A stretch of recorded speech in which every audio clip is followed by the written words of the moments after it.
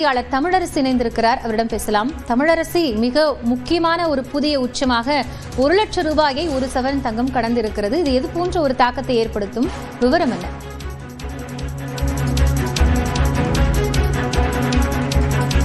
காயத்ரி, தங்கத்தின் விலை ஒவ்வொரு நாளும் உயர்ந்து வரலாற்று உச்சத்தை எட்டி வருகிறது.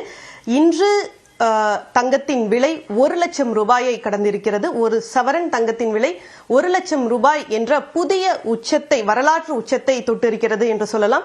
தங்கத்தில் உலக அளவில் இருக்கக்கூடிய பொருளாதார மாற்றங்கள் மற்றும் தங்கத்தில் தொடர்ந்து முதலீடுகள் அதிகரித்து வருவது உள்ளிட்ட பல்வேறு காரணிகளால் தொடர்ந்து தங்கத்தின் விலை உயர்ந்து வருகிறது. இந்த நிலையில் நம்மிடையே பேசுவதற்காக தங்க நகை வியாபாரிகள் சங்கத்தினுடைய தலைவர் ஜெயந்திலால் சலானி இருக்கிறார். அவரிடம் பேசலாம். வணக்கம் சார். இது இந்த 1 lakh அப்படிங்கிறது ஒரு ரெக்கார்ட் பிரேக். கடந்த 2024 மார்ச்ல 50,000 தாண்டிச்சு. இந்த நெக்ஸ்ட் 21 monthsல இவ்வளவு ஒரு டபுள் த பிரைஸ் ஆயிருக்கு. என்ன காரணம்?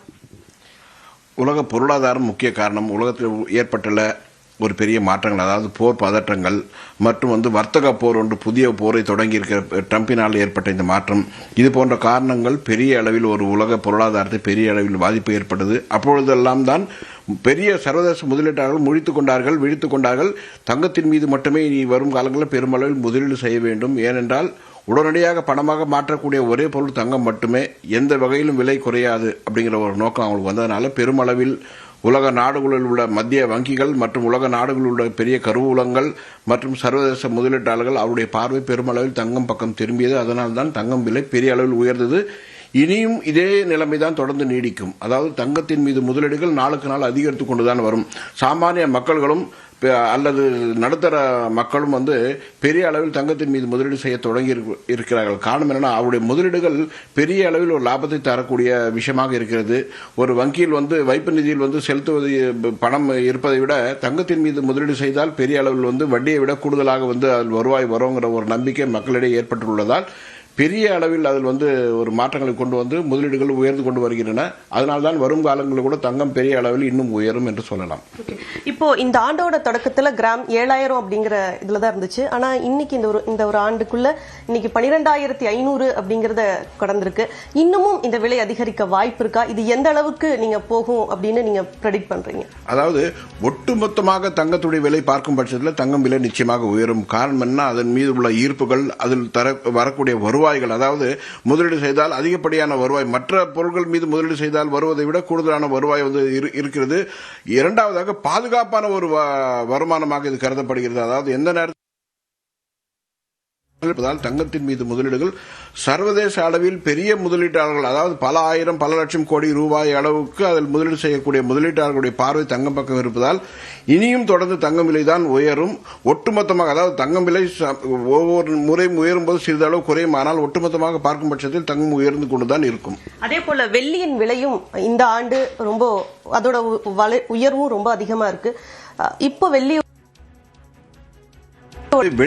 பாத்தீங்கன்னு சொன்னீங்கன்னா, மின்பெல்லாம் வெள்ளி ஒரு முதலீட்டு பொருளாக கருதப்பட்டது. இப்பொழுது பாத்தீங்கன்னா சமீப 2-3 வருடங்களாக பாத்தீங்கன்னா வெள்ளியினுடைய மாற்றம், அதாவது வெள்ளியினுடைய தோற்றம் மாற்றத்தை கொடுத்து இருக்கிறதுன்னு சொல்லலாம். அதாவது வெள்ளி முதலீட்டு பொருளாக இல்லாமல் அது ஒரு மூலப்பொருளாக, அதாவது பல தொழிற்சாலைகளுக்கு பல உபகரணங்களுக்கு மூலப்பொருளாக உள்ளது. அதுக்கு உதாரணமாக லித்தியம் பேட்டரி சொல்லலாம், அல்லது சோலார் பேனல் சொல்லலாம், இல்ல எலக்ட்ரானிக் காருங்களை சொல்லலாம்.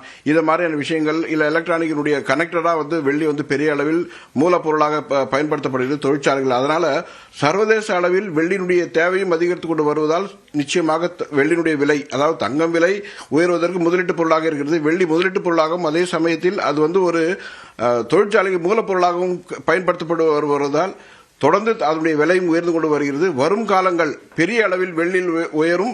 தங்கத்தை விட வெள்ளியினுடைய முதலீடுகள் பெரிய அளவில் லாபத்தை தரக்கூடிய ஒரு பொருளாக வரும் காலங்கள் நிச்சயமாக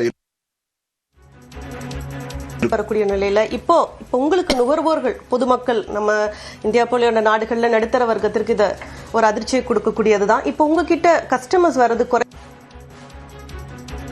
விலை உயர்கிறதோ அப்பொழுதெல்லாம் வந்து வாடிக்கையாளர்கள் ஒரு நிதான போக்கை கடைபிடிப்பார்கள். அது மாதிரி ஒரு நிதான போக்கை கடைபிடிக்கப்பட்டு பின்பு மீண்டும் வந்து வாங்க தொடர்வார்கள். அப்படின்னு பார்த்தீங்கன்னு சொன்னீங்கன்னா இப்போ வந்துட்டு கொஞ்சம் வாங்குறது குறையக்கூடிய வாய்ப்புகள் இருக்கும். ஆனால் ஒட்டுமொத்தமாக அவர்கள் வந்து நிச்சயம் வாங்கதான் வேண்டும். காரணம் என்னன்னா அவருடைய தேவைகள், அதாவது திருமணத்திற்கு உண்டான தேவைகள், இல்லை விசேஷ நாட்களுக்கு தேவைகள், இப்படி எல்லாம் பார்த்தீங்கன்னா அது எல்லாத்தையும் தாண்டி முதலீடாகவும் அது இருப்பதனால அதன் மீது வந்து மக்களுக்கும் அல்லது நுகர்வோருக்கு பெரிய ஈர்ப்பு உள்ளது. அதனால ஒரு சமயம், அதாவது இந்த நேரத்தில் குறைந்தாலும் ஒட்டுமொத்தமாக அதனுடைய தேவைகள் வந்து அதிகரித்து கொண்டுதான் வரும். அதனால் விலை உயரும்.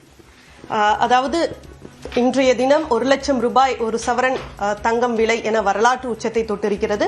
தொடர்ந்து இனிவரும் காலங்களிலும் தங்கத்தின் விலை அதிகரிக்கக்கூடிய போக்கு என்பதே நிலவும் என்றும் தங்கம் விலையில் குறைவதற்கான வாய்ப்பு என்பது மிக மிக குறைவு என தெரிவித்திருக்கின்றனர். காயத்ரி, நன்றி தமிழரசி. இது குறித்த தற்போதைய விவரங்களை வழங்கியமைக்காக.